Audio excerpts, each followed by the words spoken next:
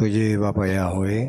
Kita melanjutkan pengajarannya, masih kitab Bilangan 23. Kita akan baca ayat 1 sampai 12. Tapi nanti saudara baca semua ayat ini. Dan ini mungkin ya kita gabungkan dengan Bilangan 24 ya, karena intinya ya sama ya, antara Bilangan 23 sama 24. Jadi kalau Tuhan berkenan kita gabungkan. Kita akan baca ayat 1 sampai ke 12. Supaya bacaannya sama, kita baca sebagaimana tertulis di depan. 3, 4. Dan Bileam berkata kepada Balak, dirikanlah bagiku 7 mesbah di sini, dan siapkanlah bagiku 7 ekor lembu jantan muda, dan 7 ekor domba jantan di sini. Dan Balak melakukan seperti yang Bileam katakan. Dan Balak serta Bileam mempersembahkan seekor lembu jantan muda, seekor domba jantan pada setiap mesbah itu. Dan berkatalah Bileam kepada Balak, berdirilah di samping persembahan bakaranmu, dan aku akan pergi. Mungkin Yahweh akan datang menjumpai aku, dan perkataan apapun yang Dia nyatakan kepadaku, maka aku akan memberitahukannya kepadamu. Lalu pergilah dia ke suatu bukit, dan Elohim sendiri menemui Bileam, dan Bileam berkata kepadanya, aku telah mengatur 7 mesbah itu. Aku telah mempersembahkan seekor lembu jantan muda, dan seekor domba jantan pada setiap mesbah. Dan Yahweh menaruh perkataan di dalam mulut Bileam dan berfirman, kembalilah kepada Balak dan engkau harus mengatakan demikian. Dan dia kembali kepada Balak, dan lihat, Balak masih berdiri di samping persembahan bakarannya beserta seluruh pemuka Moab. Dan Bileam mengangkat sajaknya dan berkata, dari Aram, dari gunung-gunung di sebelah timur, Balak raja Moab membawa aku. Datanglah, kutuklah Yakub bagiku, dan datanglah, murkailah Israel. Bagaimana aku dapat menyerapah apa yang tidak Elohim serapah? Dan bagaimana aku dapat memurkai apa yang tidak Yahweh murkai? Karena dari puncak batu-batu cadas aku melihatnya, dan dari bukit-bukit aku memandangnya. Sungguh, satu bangsa yang berdiam terpisah, yang tidak mau bergabung di antara bangsa-bangsa. Siapakah yang dapat menghitung debu Yakub atau banyaknya 1/4 bagian Israel? Biarlah jiwaku mati seperti matinya orang jujur, dan biarlah akhir hayatku menjadi seperti dia. Dan Balak berkata kepada Bileam, apakah yang telah engkau lakukan kepadaku? Aku mengambil engkau untuk menyerapah musuh-musuhku, tapi lihatlah engkau malah memberkati. Dan menjawablah Bileam serta berkata, bukankah apa yang telah Yahweh taruh di mulutku, aku harus menjaganya untuk mengatakannya. Haleluya, silakan duduk. Puji Bapak Yahweh, kita bersyukur ya. Semua adalah anugerah Tuhan buat kita. Kita belajar tentang seorang nabi ya. Nabi di luar bangsa Israel, ya. Jadi dari banyak orang juga yang mengenal dalam kitab suci kita. Banyak orang hanya seringkali mengatakan nabi itu hanya dari orang Israel. Tetapi kenyataannya tidak ya. Karena Bileam ini bukan orang Israel, ya. Nah, sebagaimana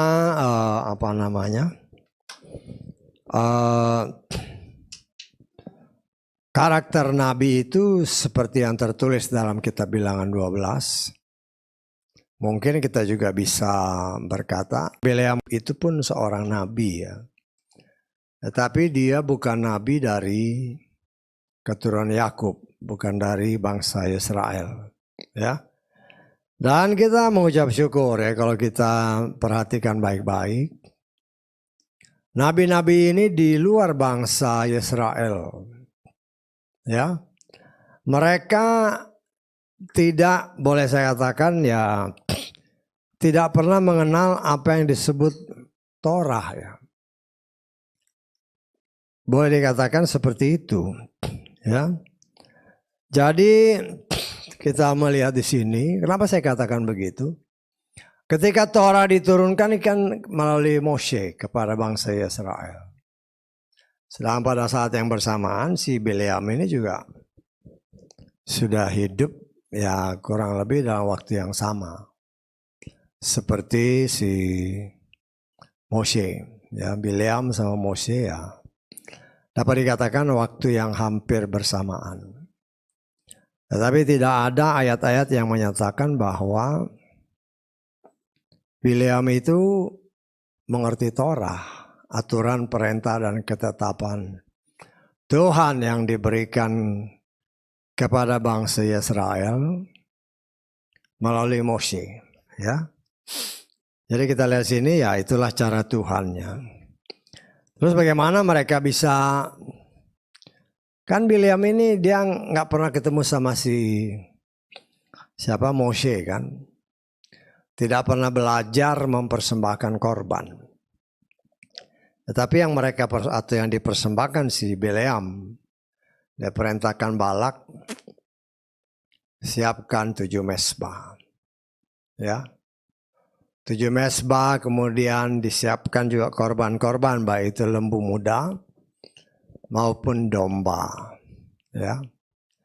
Sangat luar biasa, kan mereka itu tidak pernah mendapatkan pengajaran tentang Torah. Ya, Torah yang dalam arti kata yang kita sudah pelajari, Torah itu hanya diberikan kepada bangsa Israel melalui Moshe. Nah, kita sudah belajar apa yang diajarkan, itu semua memang secara detail yang kita sudah belajar. Tetapi yang ya boleh katakan ya, kita melihat si Bileam ini kok ngerti gitu kan. Kok ngerti bahwa cara mempersembahkan korban. Ya. Kemudian juga kita melihat ya, Bileam ini berusaha berulang-ulang. Ya, makanya saya katakan tadi bilangan 23-24 kalau bisa kita gabungkan aja ya, tapi lihat nanti ya. Nah, kita melihat kan bagaimana Tuhan bekerja, karena Bileam ini memang nabi. Hanya dia nabi yang jahat. Nabi yang jahat yang mempunyai karakter semua talenta-talenta yang Tuhan percayakan kepada dia itu banyak dipergunakan untuk mencari keuntungan pribadi. Dalam hal ini harta kekayaan. Ya. Tetapi kita kan boleh menafsir-nafsir. Ya bagaimana kira-kira ya. Bagaimana kira-kira si Bileam ini bisa mengerti cara mempersembahkan korban-korban ini. Kan harus ada yang ngajarin. Lah saya menafsirkan. Tafsiran itu ya bisa benar, bisa salah. Atau setengah benar, setengah salah. Tapi harus ada hal-hal yang bisa menguatkan. Ya. Kita tahu bahwa Abraham itu berasal dari daerah di mana si Bileam berada, kan dikatakan tadi dari Aram, dari gunung-gunung di sebelah timur Balak. Ya, kemudian juga kita sudah belajar juga di dalam kitab Bilangan 22 bahwa dia dari tepi sungai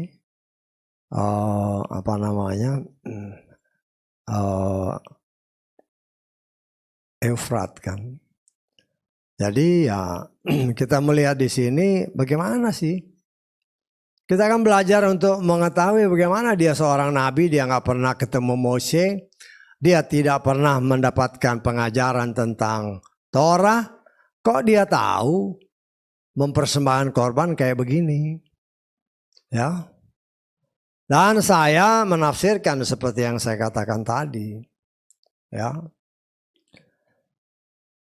Leluhur Abraham ini ada di seberang, di daerah Sungai Efrat, di daerah Mesopotamia, ya. Nah, kalau kita lihat tarik ke atas kan dari Abraham ini, ya saya nafsir ya.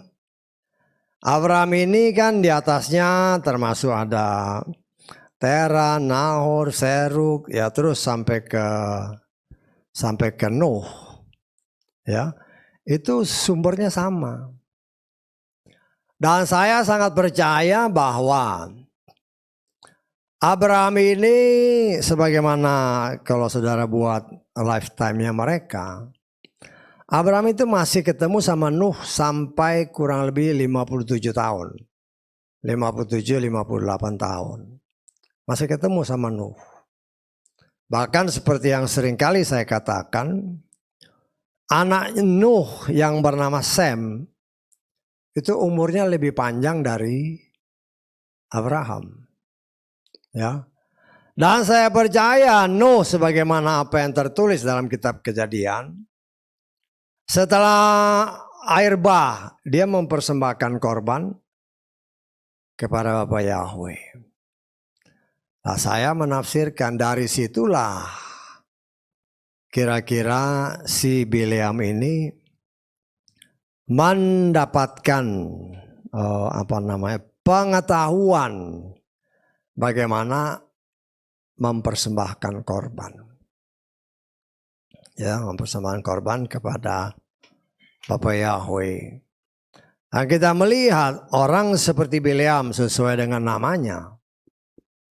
Ya, boleh dikatakan dia termasuk orang yang keras ya. Keras karena memang dari namanya aja dikatakan dia, arti namanya itu Bileam atau Balaam adalah menelan manusia. Artinya kan menjadi penghancur manusia. Itu arti namanya. Ya. Artinya kita bisa lihat dia itu orangnya memang mempunyai pendirian yang sangat keras. Ya. Seorang nabi tetapi mempunyai karakter yang saya katakan jahat sesuai dengan namanya. Nah, tapi kita melihat cara Tuhan ya. Apa sih yang bisa kita pelajari? Ya. Walaupun dia keras, walaupun dia punya karakter seperti itu, saya bisa katakan dia itu termasuk orang yang mau mentaati firman. Ya, mau mentaati firman. Ya, seperti yang pernah kita baca minggu lalu kan kita baca lagi coba. Dalam Bilangan 22 ayat ke-18. Nah, kita coba mengerti kok Bileam bisa sih. Jadi kalau ada ngobrol-ngobrol, kan banyak sekarang ini kan orang cuma mengenal Nabi itu semuanya dari bangsa Yahudi. Enggak semuanya. Salah contohnya ya Bileam ini. Bukan dari bangsa Israel dia. Tapi memang dia dari daerah yang dapat dikatakan sama dengan asal usulnya Bapak Abraham. Ya. Nah, kita baca ayat ke-18. Bileam menjawab dan berkata kepada pelayan-pelayan Balak, walaupun Balak memberikan kepadaku rumahnya penuh dengan emas dan perak, perhatikan ini, aku tidak mampu untuk melanggar perintah Yahweh Elohimku untuk melakukan yang kecil atau besar. Jadi dia menyadari akan keterbatasannya. Ketika Bapak Yahweh sudah memerintahkan kepada dia, kita lengkap di dalam ayat ke-20 coba. Ya. Dan datanglah Elohim kepada Bileam malam itu dan berkata kepada, jika orang-orang itu telah datang kepadamu untuk memanggilmu, bangunlah, pergilah bersama mereka. Perhatikan, dan hanya kata-kata yang aku katakan kepadamu yang harus engkau lakukan. Ya.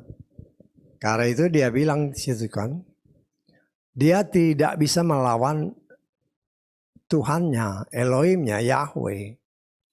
Jadi dia menyadari sebagai manusia, dia mempunyai keterbatasan, sehingga ya dia nggak malu-malu dia ngomong sama si Balak kan, bahwa dia nggak bisa melawan akan Yahweh Elohim. Nah, kita coba belajar ya. Bileam ini seperti yang saya katakan tadi.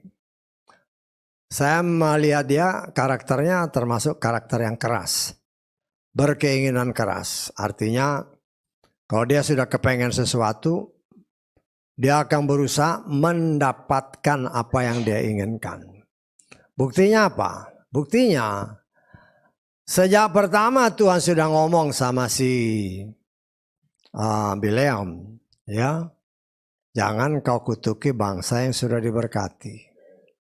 Ya, tapi kita melihat Bileam ya dengan berbagai macam cara.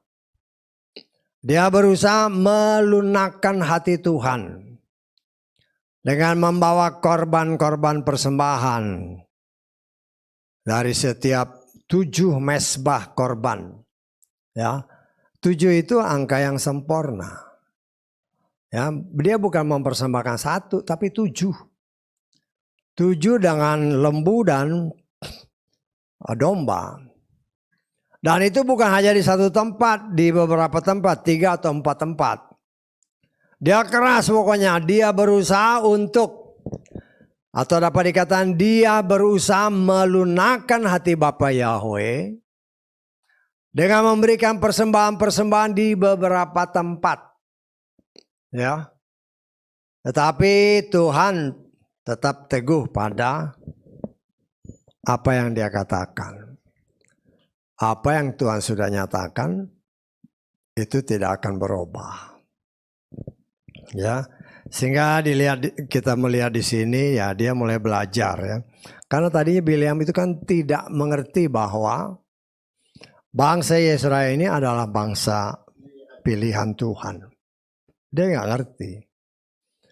Tetapi dengan berjalannya waktu ketika Tuhan sudah bilang diam atau mereka ini adalah bangsa yang diberkati. Ya. Tetapi dia tetap ya mengeraskan hati dalam arti kata berusaha melembutkan hati Tuhan dengan memberikan persembahan-persembahan. Ya berusaha melembutkan hati Tuhan. Tetapi kenyataan membuktikan semua itu tetap tidak bisa menggoyahkan apa yang Tuhan sudah tetapkan bagi bangsa pilihannya. Nah, kita melihat, kita dengar tadi kan perkataan-perkataan Bileam ya. Saya kalau di Lugas di sini kan dikatakan ramalan-ramalan ya. Saya cenderung tidak mengatakan ramalan karena itu perkataan Tuhan, jadi nubuatan ya. Nubuatan Bileam, karena dia ngomong ini kan apa yang aku taruh di dalam mulutmu itulah yang kau katakan. Jadi saya lebih setuju menyatakan itu nubuatan bukan ramalan. Kalau ramalan itu ya boleh dikatakan belum tentu jadi. Belum tentu jadi, tapi kalau nubuatan pasti jadi. Kenapa? Karena yang menyatakan nubuatan itu Tuhan. Dan jelas dikatakan, apa yang aku taruh di mulutmu, itulah yang kau katakan. Ya. Tapi kita melihat yang sangat luar biasa. Ya, mungkin dikatakan kenekatan si Bileam. Ya. Karena ya mungkin ya karena uang kan. Karena hadiah yang dijanjikan oleh Balak. Karena itu berkali-kali 3 atau 4 tempat mereka mempersembahkan korban-korban. Ya. Tetapi ketika ya kita lihat kan ketika mempersembahkan korban dia naik dulu. Dia ngobrol sama Tuhan. Sama Bapa Yahweh. Ya. Kemudian Bapak Yahweh taruh perkataannya di mulutnya. Baru dia bukan ramalan, saya lebih cenderung mengatakan nubuatan. Karena kalau ramalan itu ya hasil pikiran manusia atau setan. Tetapi kalau nubuatan adalah sesuatu yang berasal dari Tuhan, dan itu pasti terjadi. Ya. Dan kita melihat cara Tuhan yang sangat luar biasa, ya. Tetapi di dalam dia menyatakan nubuatan-nubuatan atau perkataan-perkataan Tuhan yang ditaruh dalam lidah mulut bibirnya, ya dia juga, ya dia kan ini seperti yang saya katakan, dia itu boleh dikatakan juga nabi yang jahat, tetapi juga nabi yang licik. Ya, nabi yang licik dia itu. Artinya Tuhan suruh dia ngomong begini, itu dia perhatikan benar-benar. Itu bukan kontrol dia ya. Dia tidak bisa mengontrol lidah mulut bibirnya. Karena Tuhan yang taruh kata-kata itu dalam lidah mulut bibirnya. Nah, salah satu yang nantinya kalau kita belajar di bab-bab berikutnya, ya, kalau saya boleh tafsirkan, itu menjadi satu ya jalan yang dia pikir untuk membuat bangsa Israel ini bisa dimurkai oleh Tuhan, ya kan harus ada jalan. Ya, kita baca dulu dalam Bilangan 23 ini, kita baca ayat ke-21. Dia atau Bapa Yahweh tidak melihat kesalahan pada Yakub. Dia tidak melihat kesusahan dengan Israel. Yahweh Elohimnya menyertainya serta sorakan raja di tengah-tengahnya. Ya, yang kita lihat atasnya tadi, ayat pertama tadi. Dia tidak melihat kesalahan pada Yakub. Loh, ini kan perkataan nubuatan daripada Bapa Yahweh melalui lidah si Bileam.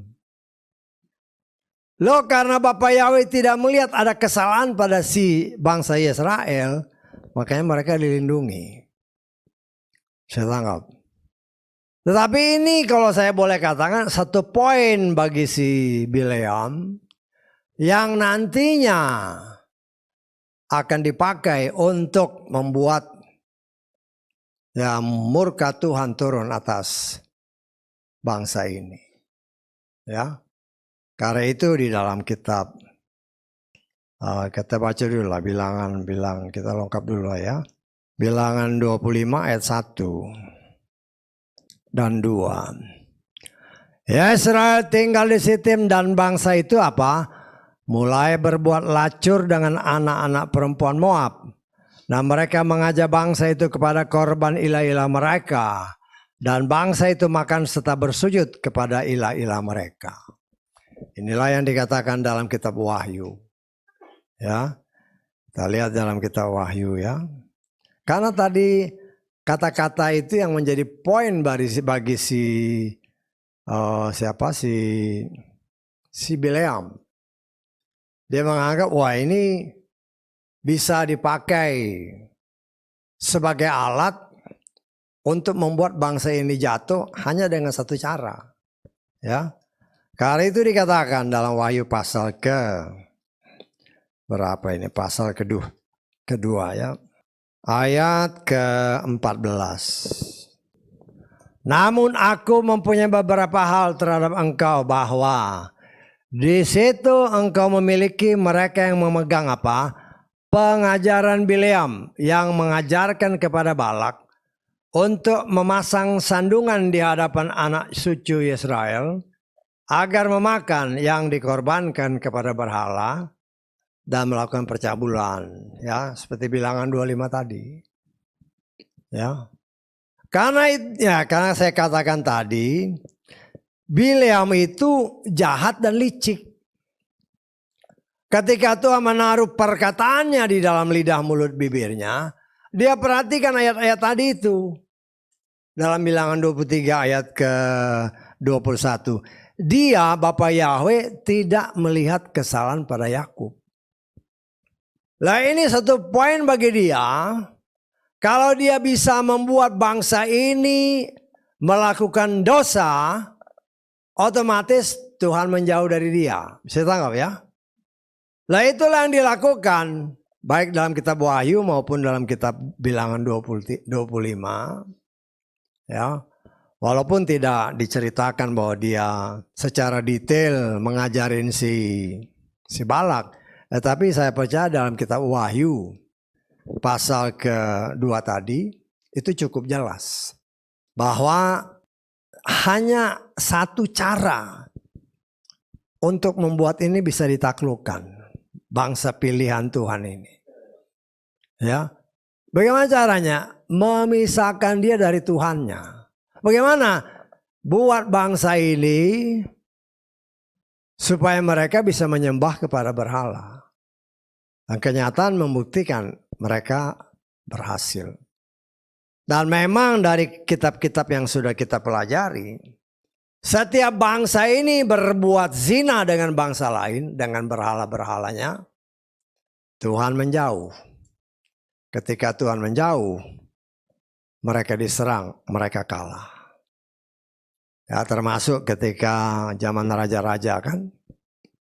Karena raja-raja Israel menyembah kepada berhala. Karena menyembah kepada berhala ya Bapak Yahweh menjauh. Akhirnya mereka sekian ribu tahun disingkirkan dari tanah leluhur mereka. 2520 tahun. Bukan waktu yang sedikit, 2520 tahun. Seperti yang sudah kita pelajari tertulis dalam kitab Daniel.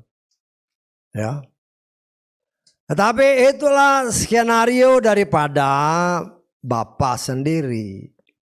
Ya, saya pernah ngajarin saudara kan his story ya dalam sejarah. Sejarah dalam bahasa Inggris kan history. Terus dipisah ini. Ditambahin S terus dipisahin. Jadi his story. Ceritanya Bapak Yahweh. Bapak Yahweh sudah mengatur segala sesuatu sampai ke detail-detailnya. Apa yang akan terjadi di tengah-tengah kehidupan manusia. Ya. Karena itu bukan asal ngomong, tetapi itu ada tertulis ya. Kita lihat Mazmur 139. Ayat ke-16. Matamu sudah melihat selagi aku bakal anak. Dan pada kitabmu, nah ini enggak bagus ya. Bukan akan ditulis tetapi berdasarkan terjemahan Lugas. Dalam kitabmu semuanya tertulis. Akan ditulis sama sudah tertulis itu beda. Ya. Seluruh hari-hari mereka dibentuk meski belum ada satupun di antara mereka. Coba kita lihat terjemahan LAI ya. Matamu melihat selagi aku bakal anak dan dalam kitabmu semuanya tertulis. Hari-hari yang akan dibentuk sebelum ada satupun daripadanya. Jadi skenario Bapak Yahweh itu sudah tertulis semua apa yang akan dan sudah terjadi. Karena itu ya, beberapa tahun yang lalu, mungkin sekitar 20 tahun lebih ya, 20-30 tahun yang lalu lah. Ya. Ada orang-orang yang mungkin rabi-rabi ya, atau orang-orang yang mengerti Torah dengan benar. Ya, Torah itu kan ya tertulis dalam bahasa Ibrani. Ya. Berdasarkan penyelidikan beberapa orang dari mereka, sehingga dikenallah apa yang dikatakan Bible Code. Ya kebetulan udah lama tuh, saya pernah beli bukunya. Bible Code. Ya. Jadi di Bible, di dalam kitab Torah itu, dengan cara perhitungan yang ya masing-masing punya talenta kan. itu sudah diketahui bahwa semua yang terjadi di alam semesta ini itu tertulis di Torah. Ya, tertulis di Torah. Sehingga apa yang dikatakan di Mazmur ini, inilah suatu kebenaran. Ya, salah satu orang yang menemukan Bible quote ini dulu ya setelah kejadian, kalau saya nggak salah ya, 2 presiden. Saya lupa, tapi yang satu Anwar Sadat, presiden Mesir, yang satu Kennedy, ya, Kennedy, ya, itu tertulis di dalam Torah. Ya, artinya mereka punya sistem untuk membaca, bagaimana membaca. Artinya setelah kejadian kan, karena mereka coba dengan dengan cara mereka, sistem mereka. Ternyata mereka ketemukan Anwar Sadat sama si Kennedy, ya, yang mati di mana, di Dallas itu kan. Itu sudah tertulis di dalam Torah.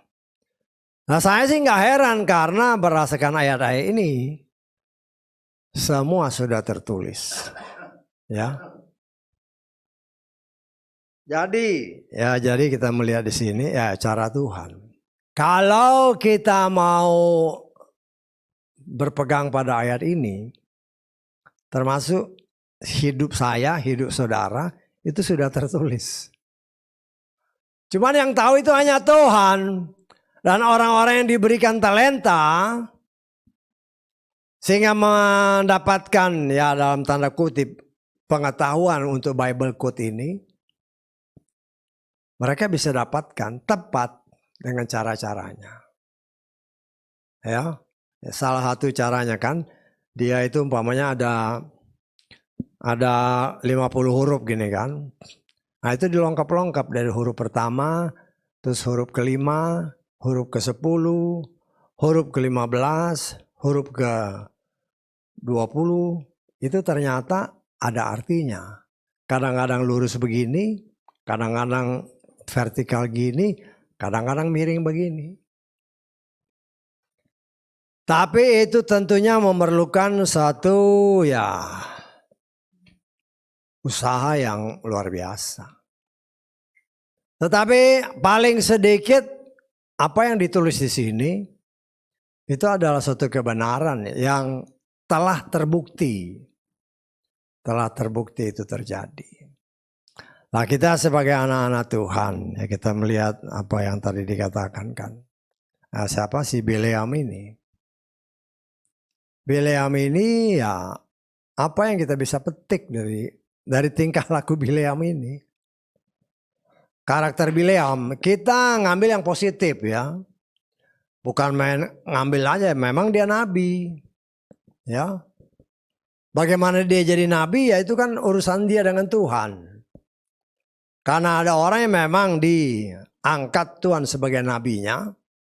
Karena karakter nabi itu sesuai dengan bilangan 12. Kalau dia seorang nabi, aku akan berbicara dengan dia.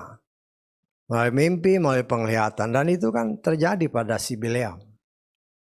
Nah, saya percaya kalau saudara baca kitab Ayub, juga Tuhan berbicara. Tapi Bileam maupun Ayub itu bukan orang Israel. Ya. Tetapi di dalam kitab suci kita ini ya kebanyakan inti-intinya memang dari bangsa Israel. Kenapa? Karena Torah itu diturunkan Tuhan melalui bangsa ini. Ya. Tetapi apa yang kita bisa petik dari si Bileam ini? Bileam ini seperti yang saya katakan, dia orangnya mempunyai karakter yang keras. Dia tahu bahwa Bapa Yahweh sudah mengatakan kepada dia, engkau tidak boleh mengutuki apa yang sudah diberkati. Ya. Tetapi dia berusaha melembutkan hati Bapa Yahweh dengan mempersembahkan korban-korban. Kalau saya pikir-pikir luar biasa orang ini. Ya. Walaupun kalau saya boleh katakan ya sudah pasti ditolak. Karena Tuhan gak berkenan untuk mengutuki orang yang sudah diberkati. Ya. Tapi karena dia punya tekad, ya mungkin karena duit itu kan. Akhirnya dia ketemukan ayat-ayat yang Tuhan bilang tadi di dalam ayat 21 dari bilangan itu, 23. Dia dengan cara yang licik, ya, merayu orang-orang Moab, ya tentunya dengan perantaraan si Balak, ya, supaya Balak ini menyuruh anak buahnya, perempuan-perempuan yang cantik-cantik untuk membawa bangsa Israel sampai mereka melakukan, ya dalam tanda kutip, perzinahan rohani. Kan dikatakan dari bilangan 25 tadi kan, mereka datang menyembah kepada berhala. Dan kenyataan membuktikan dalam hal itu Bileam berhasil. Ya, Bileam memberikan masukan kepada Balak. Balak mengikutinya. Dan memang bangsa ini, ya, kalau nanti kita lengkap ya, kita baca apa akibatnya karena mereka melakukan perzinahan itu. Kita baca bilangan 25 ayat ke 9. Dan mereka yang mati oleh tulah itu ada 24.000 orang. Bukan sedikit itu ya, 24.000 orang. Karena melakukan perzinahan dengan menyembah kepada berhala-berhala. Itulah Tuhan kirimkan. Bagi Tuhan kalau orang menyembah kepada berhala, dia nggak sayang dibinasakan. Loh yang kita harus ingat di sini, kita ini pun, ya kita anak adopsi itu bangsa pilihan, anak sulung. Belagar, berani menyembah kepada ilah lain, maka akan dihajar oleh Tuhan. Ya, kan berkali-kali kita sudah belajar seperti ketika bangsa ini memberontak, Bapa Yahweh berfirman kepada Mose, minggir biar ku binasakan semua bangsa ini. Aku akan membuat bangsa yang baru melalui engkau. Mose merendahkan diri. Mohon pengampunan Tuhan kepada bangsa ini. Dan yang harus kita lihat, kalau kepada anak sulungnya Tuhan tidak ada belas kasihan kalau mereka menyembah kepada berhala. Ya. Nah, karena itu kita sebagai anak-anak Tuhan, ya, apalagi waktu yang semakin dekatnya. Nah, kita mengucap syukur ya beberapa hari yang lalu kan ada hari peniupan Nafiri. Hari tahun baru Israel. Ya, sekarang berapa? 5786. Ya. Ya kita memang karena karena itu masalahnya bukan hari libur di Indonesia. Artinya hari kerja biasa. Ya paling-paling yang bisa kita lakukan kalau pas 7 hari, baik itu hari raya tidak beragi maupun Sukot, karena itu kan 7 hari. Kalau 7 hari ya kita bisa ambil entah hari Sabtu entah hari Minggu kan. Tapi kalau yang lainnya ya nggak bisa. Kecuali kalau ada gereja, ya banyak sih gereja-gereja di daerah-daerah kan jemaatnya orang-orang situ aja. Jadi mereka bisa kumpul. Lalu kalau kita terpencar di seluruh Jabodetabek. Jadi ya kita harus ngerti lah ya, kita hanya berdoa aja, berdoa oleh kemurahan Tuhan.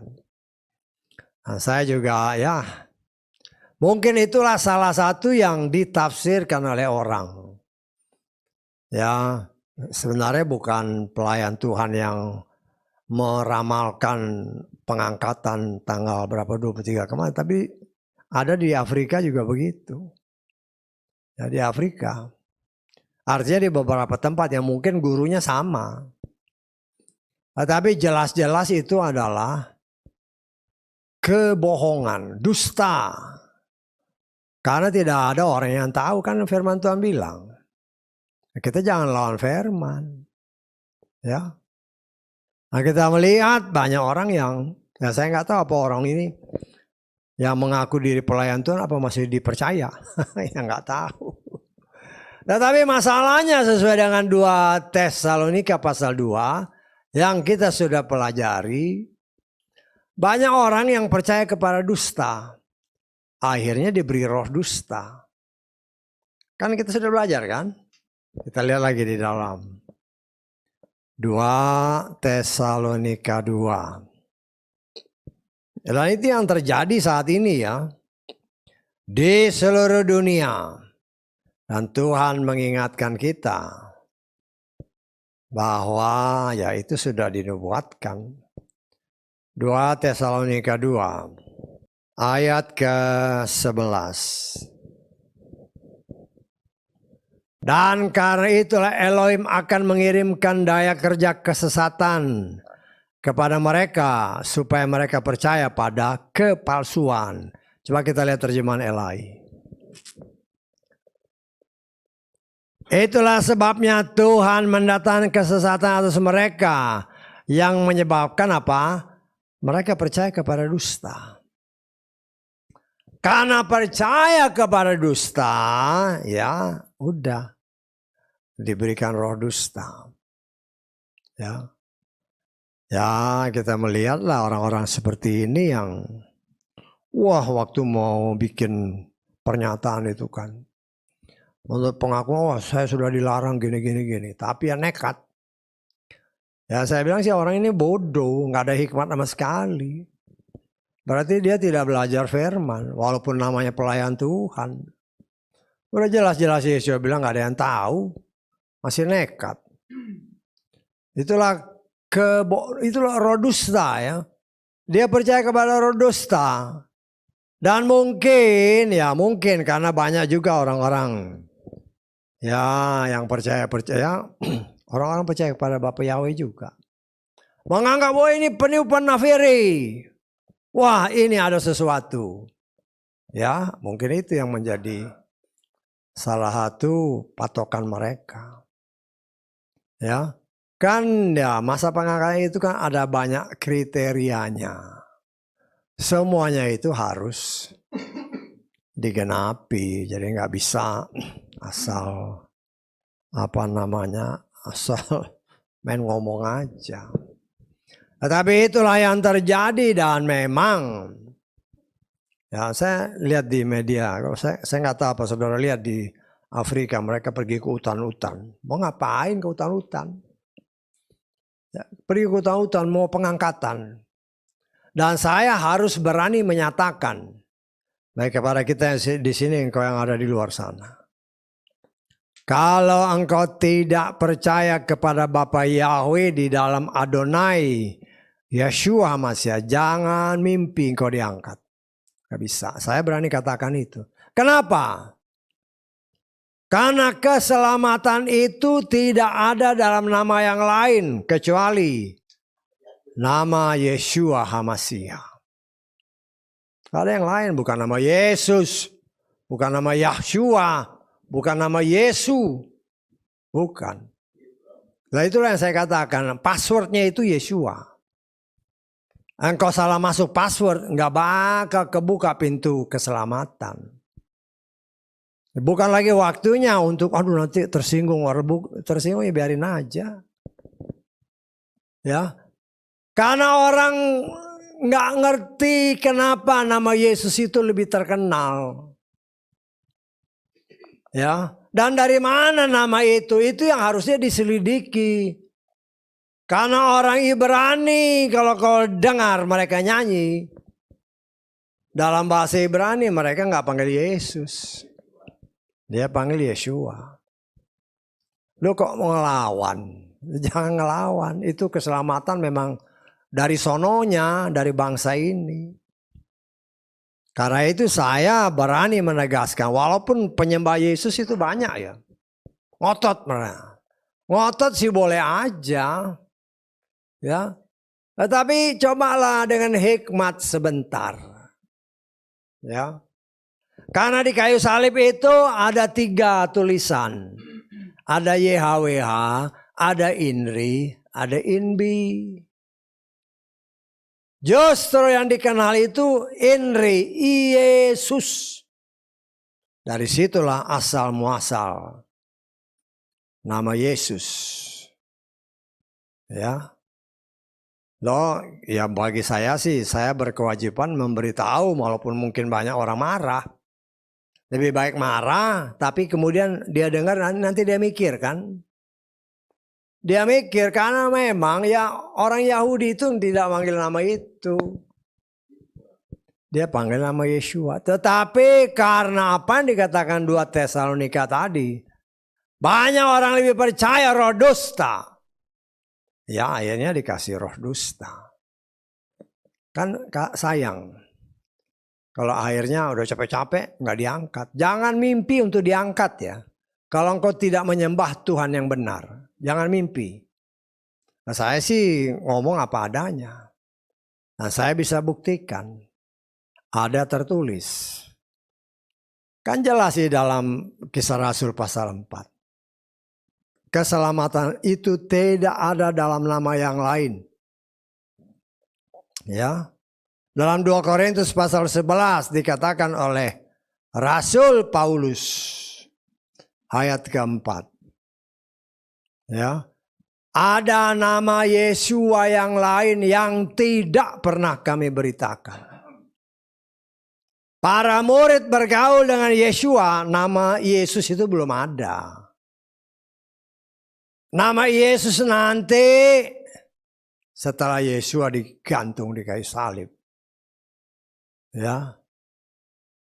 Orang tuanya pun kenal dia sejak lahir, ya Yeshua. Bukan Yesus. Tetapi karena orang lebih percaya dusta, tetap ngotot, yang gak jadi masalah. Kewajibanku memberitahu.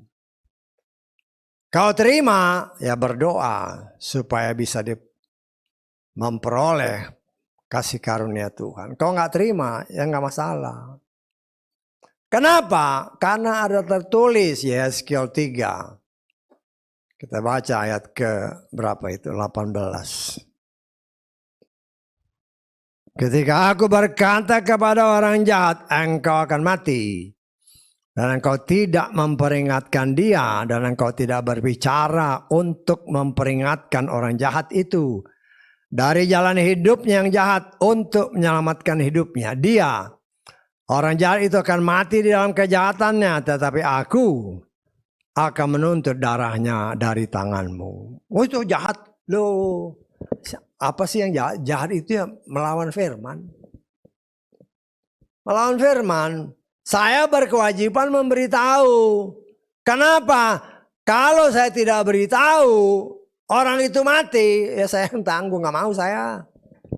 Gak mau. Karena itu saya harus mempunyai keberanian. Berpendirian kokoh hanya dengan nama yang sama. Yang dahulu diberitakan oleh para rasul. Para rasul itu gak kenal nama Yesus. Gak ada. Ya gak ada. Kan Yeshua bergaul dengan para rasul itu 3,5 tahun. Ya Yeshua nanti waktu dia digantung di kayu salib. Baru si Pontius Pilatus dipakai setan. Ada YHWH, ada INRI, ada INBI. Lah itulah bagian kita untuk memberitakannya. Orang mau terima puji Tuhan, enggak terima ya puji Tuhan. Ya kita memang harus mempunyai satu sikap keras kayak si Bileam itu. Cuma Bileam kerasnya enggak benar. Ya, kita keras mempertahankan akan kebenaran, bukan dusta. Ya, bukan dusta. Nah, saya mau ucap syukur beberapa hari yang lalu saya lihat kayaknya dari orang dari seberang ya. Nah, dia pakai ya perlengkapan seberang. Kelihatannya baru bertobat. Dia panggilnya Yeshua. Nah, saya mengucap syukur ya, karena ya pelayan-pelayan Tuhan itu manggilnya kan bukan banyak yang nggak panggil Yeshua, panggilnya Yesus.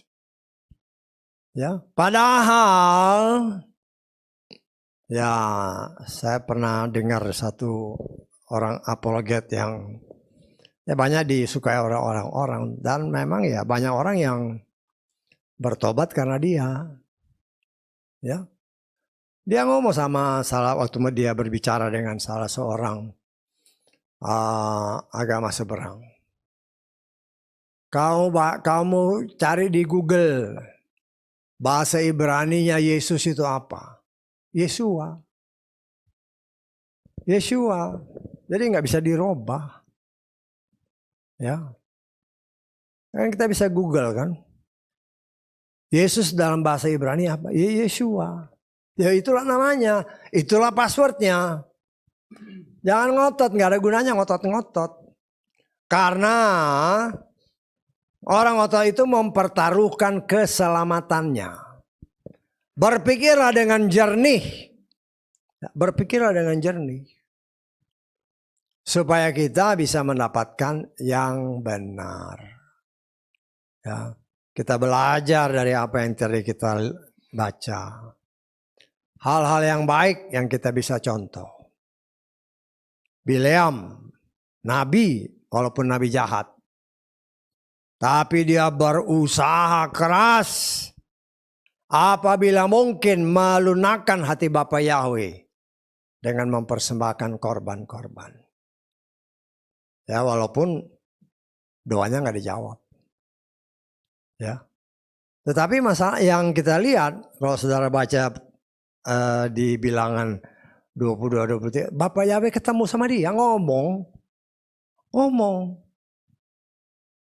Artinya ini ya boleh dikatakan nabi yang, ya boleh dikatakan nabi yang besar juga.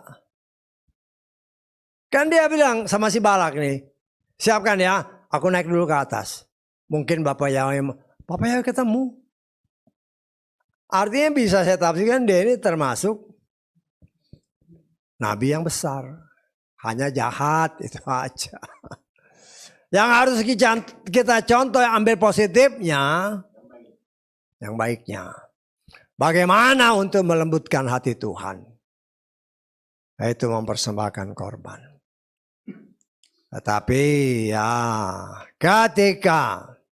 tetapi nanti di akhir-akhir ya, kan sebelumnya setiap dia mempersembahkan korban, kemudian kan dia ngomong sama Balak, aku ke atas dulu ya. Aku mau ngomong sama Bapak Yahweh. Apa yang dia omongin? Ya. Tetapi setelah berkali-kali dan dia tahu bahwa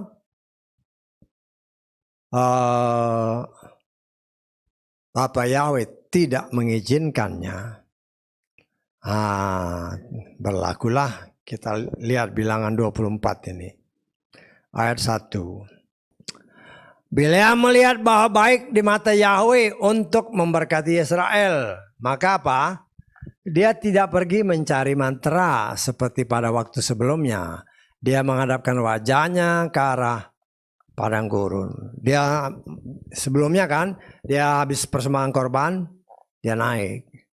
Tapi setelah berkali-kali, gak perlu lagi ngadep, dia udah tahu apa yang harus dia buat. Ya. Nah, kita belajar.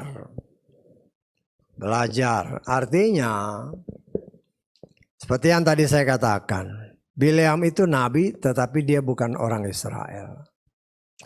Artinya tidak ada yang mustahil apabila Tuhan berkenan. Di antara kita pun kalau Tuhan berkenan bisa menjadi nabi. Setangkap dengan kriteria bilangan 12. Tuhan memberitahu gini. Dalam penglihatan, dalam mimpi. Kalau itu terjadi dalam hidup kita, ya kita bisa, bukan soal bangga-banggaan, kita mengucap syukur. Berarti aku ini nabi Tuhan. Saya tangkap.